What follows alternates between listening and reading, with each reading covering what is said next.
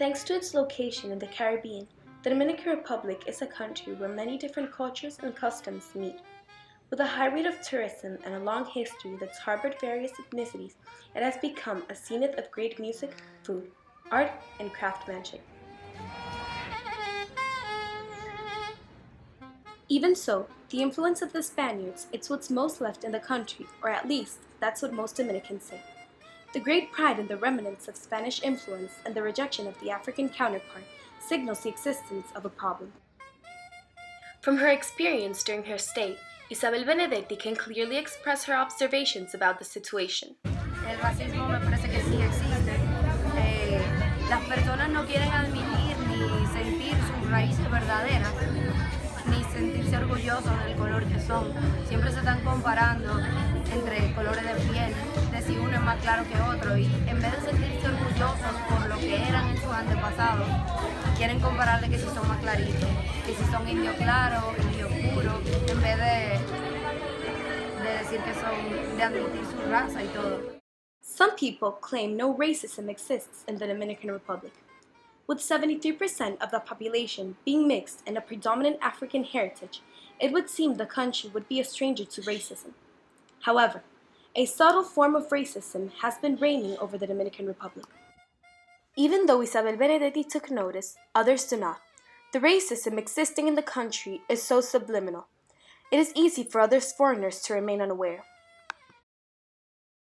Nothing yet, like racism or something? Nothing?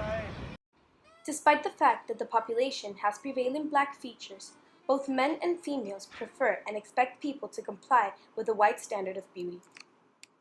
The notorious Dominican dictator, Rafael Trujillo, was no exception to this. Many historical accounts indicate Trujillo's frequent usage of powder to make himself look whiter. He would even make attempts to make the Dominican race whiter during his years of presidency. In the 1937, during the Evian Conference, the Dominican Republic was the only country to accept French Jews into their land. Later on, in 1952, Trujillo would go to Spain in order to try to get more Spanish to migrate into the country. This so-called whitening of the Dominican race has been shown in many aspects of the culture, especially in the depiction of its founding fathers.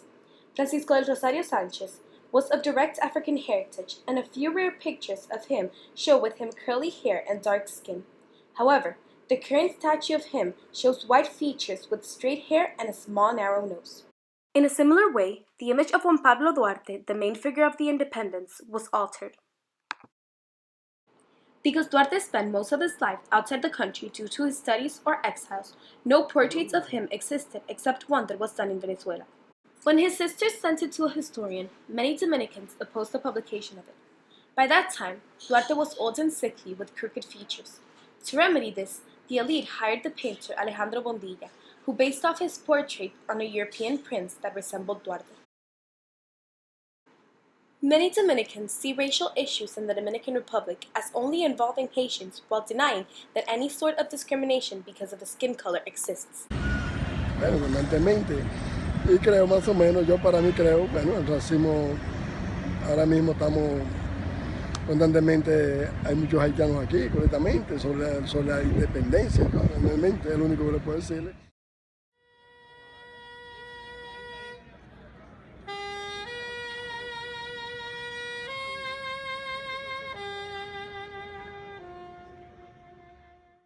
Nevertheless, the situation is not going completely unnoticed.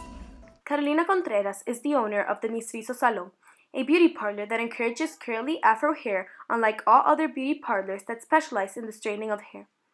Exclusively for women with curly hair, Mistrizo's mission is to empower Dominican women into loving their natural beauty. My team and I have been working tirelessly to put together a one-of-a-kind store, salon, and community center that will provide sustainability to continue to support all of our innovative ideas for social change, like educational workshops all over the countryside of the Dominican Republic where there's a lack of internet access and therefore a lack of the information that we share.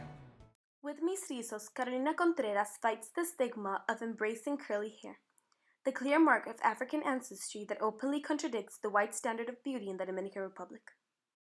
Las mujeres de pelo rizo aquí en este país, principalmente mucha discriminación solamente por el hecho de tener el pelo rizo. Muchas personas lo creen como un acto de rebeldía y no es rebeldía, es naturaleza.